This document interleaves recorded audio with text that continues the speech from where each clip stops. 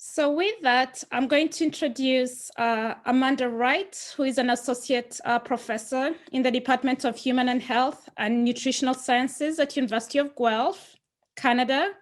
She teaches in the Nutritional and Nutraceutical Sciences Bachelor's Degree program and coordinates research-based courses for the department's master's coursework and project program. So she mentors several undergrad and graduate students on interdisciplinary food and nutritional projects each year. So the floor is yours, Amanda.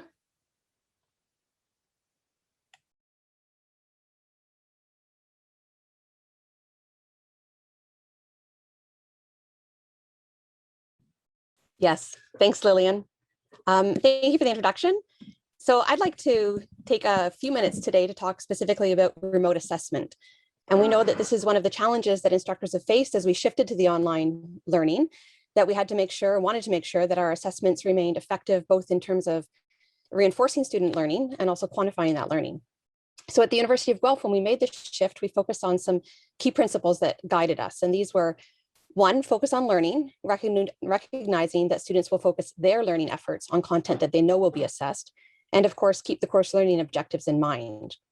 Two, provide frequent and low stakes assessment. This can be especially helpful in the remote context by students giving students some accountability as they work through the course material. Balance structure with flexibility.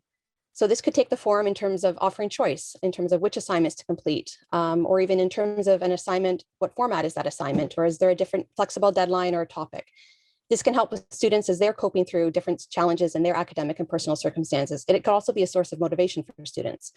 Number four, provide clear expectations so that students know what is needed to be successful. And five, provide opportunities for practice and for students to get feedback. So you can scaffold projects and assignments so that there is self, peer, and instructor feedback along the way. Practice, sometimes this can even take the format of practicing the technology itself, so that students have a chance to practice their technology before a test or exam to alleviate any anxiety and also to troubleshoot any scenarios that might occur in a real testing scenario. Lastly, number six, try to foster a sense of academic integrity throughout the course, including in assignment design.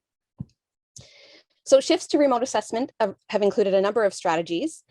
The reality is that tests and large final exams remain a primary summative strategy for a lot of large classes in particular. They can be a necessity, or at least are the strategy that we've relied on largely. And with the shift during COVID-19, we've seen greater reliance on online testing scenarios, including using online invigilation software, including some that requires the use of surveillance technologies.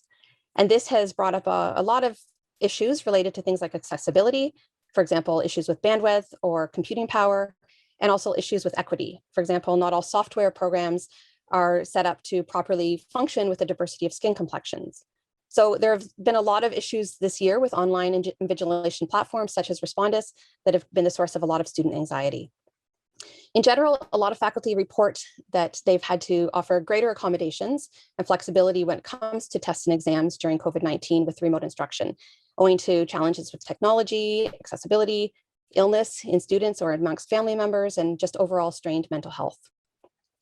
In some cases, entirely new assessment strategies have been implemented. For example, some faculty have shifted from closed to open book exams, or from written to oral assignments, and some exams have even been eliminated altogether and replaced with alternate assignments.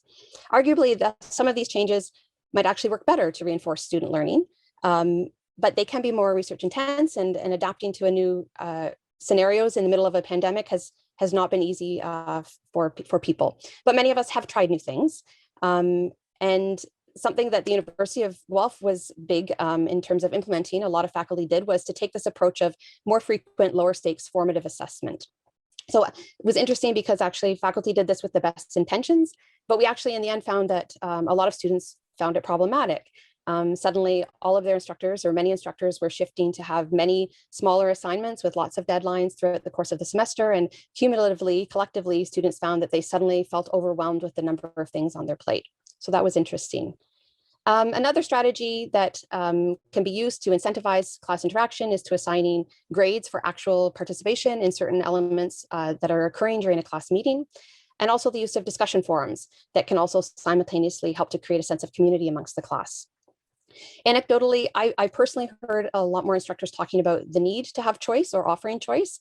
And it was something that I tried for the first time in an assignment where I allowed students to complete a written assignment either in a typical report format or to create an infographic if they were interested. And some students took up that option.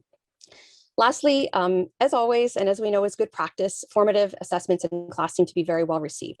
So our faculty came to realize very quickly that if we were to announce ahead of time that there would be a Kahoot in a class, that was a surefire way to increase attendance in that upcoming class. So students, as usual, report that those exercises are motivating and helpful to them. So for the last few minutes of my presentation, I just want to share a few of the experiences that I've had shifting a class to remote assessment. And this is a class that I teach at the University of Guelph to students in our nutritional and nutraceutical sciences major and minor. So these are students in their third and fourth year, and it's offered to about 40 students every winter. And the course has a 1.5 credit rating. So it's relatively a little bit more heavy than a typical course. It's a capstone experience for students in this program meant to reinforce and enable mastery of the overall program learning objectives, and has specific learning objectives related to the design, human testing, and critical evaluation of evidence to support functional foods and natural health products, or nutraceuticals or dietary supplements, whatever regulatory term applies in your region. So typically the class runs with a 3-hour lecture and a 3-hour lab for 12 weeks. This year we shifted to have a 1-hour synchronous live lecture class meeting that was recorded and was augmented by asynchronous learning activities that included short videos that I recorded and other curated resources that students worked through independently each week. So we also made the strategic decision to prioritize having this 3-hour synchronous lab session every week. These lab sessions have always been critical to the course in terms of focusing on professional skill building and also student collaboration on projects. So as you can see from the breakdown here, group work is a significant part of the class. So there are 3 group projects in total. These include a project where students design a functional food-based diet, another project where they focus on the biomarkers of a chronic disease that might be impacted by the consumption of a natural health product or functional foods, and a final project where students write a journal article reporting on a clinical trial of a natural health product, and also evaluate that journal article and others in sort of a mock summary report that would be provided to Health Canada if somebody were intending to license that product for sale. So altogether, working on these 3 projects makes up 60% of the student's final grade in the course. So of course, with group work, there can always be extra challenges, and extra challenges with group work are amplified when individual students are under stress. So given that we were in a global pandemic and there's a lot of stress with that, I was concerned that the group element aspect of the course might suffer, and overall the learning experience that students had in the class would potentially be challenged. But the group work is essential to maintaining the learning outcomes of this course and to the program overall. So it was essential that it remained a significant element. As an aside, going into this class, I also was wondering if students might want or potentially even need the connection that this class is intended to offer with students through peer connections, maybe now more than ever. So indeed, when we asked students at the start of the semester, using some Google Docs that students could reply to anonymously, we asked them what worked well for you in your fall 2020 learning. Students identified things like peer interactions. They said working in small groups, comments about things that did not work well for students in their fall 2020 learning included things like lack of peer interaction, harder to coordinate with group, unprepared group members, and members not helping enough. So indeed, students were identifying that group work was both something that was a very positive and could be a challenging element. When I also asked students at the start of our class, what were they most looking forward to about the class? A number of their responses also touched on elements of this peer connection and collaboration. Students wanted to learn from others, interact with classmates, work with people who had shared interests. They wanted to renew peer relationships, etc. So group work was going to remain an important part of the course. And so we set about to be very intentional in setting up the groups for successful dynamics. And we took extra steps even above what we normally do to make sure this would happen, or to hope that it would happen. For example, we started by reminding students of both the purpose and the benefits of group work. We also asked students to really prioritize attending the labs. And when students showed up, when students rather did not show up, we actually took the step of sending them email check-in reminders. which is something that we'd never would have done for an undergraduate class in the past, but it proved to be very effective. We actually caught a couple of students who I'm sure would not have participated very heavily in the class to begin with, which would have affected their learning as well as their group members. And we caught a few students who seem to randomly lose track from time to time of what day or time it is, which if in the context of COVID-19, we've probably all done. So we also put more structure around peer-to-peer interactions. So reminders that even if their cameras were off during a class meeting, that in small breakout rooms, they needed their cameras on, please. We suggested icebreaker topics at the start of each of these discussions to stimulate the small group breakout rooms to stimulate discussions. We built in some structured peer review around the projects to try to make sure that all students were progressing towards completing the projects on time. And we made the labs and tried to make the classes as well a positive, professional, engaging learning environment by including things like interactive activities and even suggesting options for healthy type break activities. We also modified some of the elements of the class. For example, in the first project, we specifically had students work in only groups of 2. Normally they would work in groups of 3 or 4, but they need to share an online diet analysis software. And we thought there could be a lot of headaches and frustration associated with students trying to share amongst multiple group members. So they worked in partners, and we also decreased the project from designing a diet for 2 days to only 1. In project 2, we had students complete a portion of this individually, which actually was something that worked well, and I think I might do again. And in the final project, excuse me, we could develop some new class activities that allowed students to practice elements that they would need to be successful on the group project. So ideally, we worked harder, wanted students to arrive to work with the groups with the skill set that they all needed. And so we essentially worked harder to make sure that all students had clear expectations and the necessary skills for success when they started working with group members on projects. So overall, despite what I might have been worried about at the beginning, I felt that the class overall went well. I definitely learned a lot about things I would do differently, but I was pleased to find that group work remained a positive element.